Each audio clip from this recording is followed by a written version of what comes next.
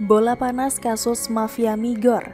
Kejagung duga Kemendak dapat imbalan terkait izin ekspor minyak goreng.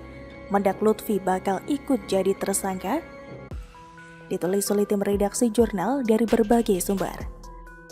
Sedang melakukan penyidikan perkara dugaan tindak pidana korupsi dalam pemberian fasilitas ekspor crude palm atau oil atau CPO dan turunannya pada bulan Januari 2021 sampai Maret 2022. Kita lihat melakukan ekspor dengan cara melawan hukum dan kita temukan ada alat bukti bahwa ada kerjasama yang dilakukan oleh salah satu pejabat negara di Kementerian Perdagangan. Ya. Entah itu gratifikasi ataupun dugaannya loh ya. Jadi ini rangkaian-rangkaian sehingga kemudian dikatakan ada permufakatan jahat. Ini satu pasal tambahan lagi, nanti pasal 15 Undang-Undang Pemberantasan Korupsi kalau ini bisa memang dikenakan permufakatan jahat. Jadi meskipun Kejaksaan Agung tidak menjelaskan pasal berapa, tapi saya bisa bahkan ini ada dugaan pasal 2 dan pasal 3 kaitan dengan dugaan perbuatan melawan hukum, penyalahgunaan wewenang. Mungkin bisa jadi kalau ada pemberian nanti mulai dari pasal 5, pasal 11, pasal 12, terus juga pasal 13. Tambah lagi kalau bonus ini pasal 15 tentang permufakatan jahat dari Undang-Undang Pemberantasan Korupsi. Nah, apalagi nanti kalau ini sampai diperluas lebih jauh bisa aja dikenakan Undang-Undang Pencucian Uang misalnya. Tetapi saya ingin menekankan bahwa tidak ada saya menyerah kepada mafia-mafia, terutama mafia pangan.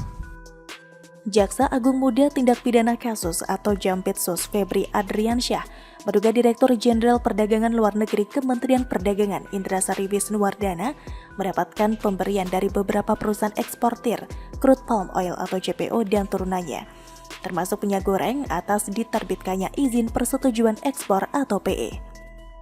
Adapun Direktur Jenderal Perdagangan Luar Negeri Kementerian Perdagangan Indrasari Wisnuwardana telah ditetapkan sebagai salah satu tersangka dalam kasus korupsi pemberian izin persetujuan ekspor minyak goreng tahun 2021-2022. Febri di Gedung Bundar Kejagung, Jakarta, Rabu 20 April 2022 mempertanyakan, apakah kira-kira ada yang gratis kalau Indrasari Wisnu tabrak aturan perihal ekspor minyak goreng tersebut? Menurutnya, aturan yang dilanggar itu berkaitan dengan pasal 54 ayat 1 huruf A dan ayat 2 huruf A, B, E, dan F, Undang-Undang tentang Perdagangan. Keputusan Menteri Perdagangan nomor 129 tahun 2022, contoh nomor 170 tahun 2022, tentang Domestic Market Obligation atau DMO dan Domestic Price Obligation atau DPO. Selanjutnya ketentuan bab 2 huruf A angka 1 huruf B, contoh bab 2 huruf C, angka 4 huruf C, Peraturan Dirjen Perdagangan Luar Negeri nomor 02-DAKLU-PER-1-2022 tentang penunjukan teknis pelaksanaan kebijakan dan pengaturan ekspor CPO, RDB Palm Oil dan Yujo.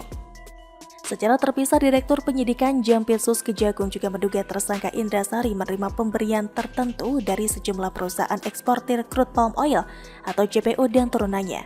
Kendati demikian, ia belum mau menyebutkan dugaan pemberian itu dan terkait hal itu masih akan didalami penyidik.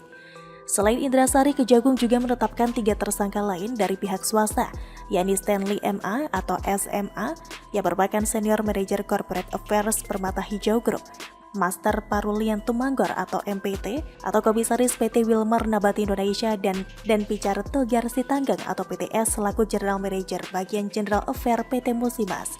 Mereka dikenakan pasal 2 dan pasal 3 Undang-Undang Tindak Pemberantasan Korupsi. Jaksa Agung Republik Indonesia, Sadityar Burhanuddin, sebelumnya menyatakan tidak menutup kemungkinan apabila ada tindak pidana gratifikasi dalam kasus ini.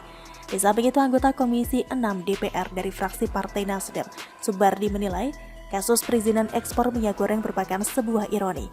Sebab pada tanggal 30 Maret, Komisi 6 mengadakan rapat bersama Kementerian Perdagangan atau Kemendak dengan agenda membahas pengendalian harga pangan. Dalam rapat dengar pendapat atau RDP itu, turut hadir pula Direktur Jenderal Perdagangan Luar Negeri Kemendak Republik Indonesia, Indrasari Wisnuwardana yang ditetapkan jadi tersangka oleh Kejaksaan Agung terkait kasus perizinan ekspor minyak goreng. Ketua DPW Nasdem DIY ini menjelaskan, dalam rapat saat itu seluruh fraksi mempersoalkan tata kelola minyak goreng yang masih berantakan. Begitupun dengan persoalan ekspor crude palm oil atau CPO yang dianggap banyak celah untuk dikendalikan. Selain itu, Subardi juga menyoroti perusahaan swasta yang terlibat dalam kasus perizinan ekspor minyak goreng ini. 3 perusahaan ini merupakan perusahaan minyak goreng yang memiliki izin ekspor di mana Indrasari diduga terlibat memberikan persetujuan di dalamnya. Subardi berharap Menteri Perdagangan Muhammad Lutfi segera merespon kasus ini dengan mengevaluasi tata niaga JPO dan minyak goreng. Ia mendesak setelah kasus ini lonjakan harga minyak goreng yang terjadi selama 6 bulan terakhir bisa normal kembali. Kendati demikian, ia juga menegaskan agar Kejagung terus mengungkap pengusutan kasus perizinan ekspor minyak goreng ke publik. Akhirnya rakyat dapat bernapas dengan lega. Ternyata mafia sudah tertangkap. Ironisnya pejabat Kemendak sendiri yang jadi biangnya. Sungguh keterlaluan, rakyat menjerit kesusahan, mendak luar negeri main mata korupsi uang negara. Beginilah hasrat kemaruk yang dimiliki manusia. Manusia kerap lupa diri hingga ditunggangi nafsu duniawi. Akibatnya yang kaya Indrasari sudah digaji masih saja cari kesempatan sana-sini. Kacau, bagaimana menurut Anda?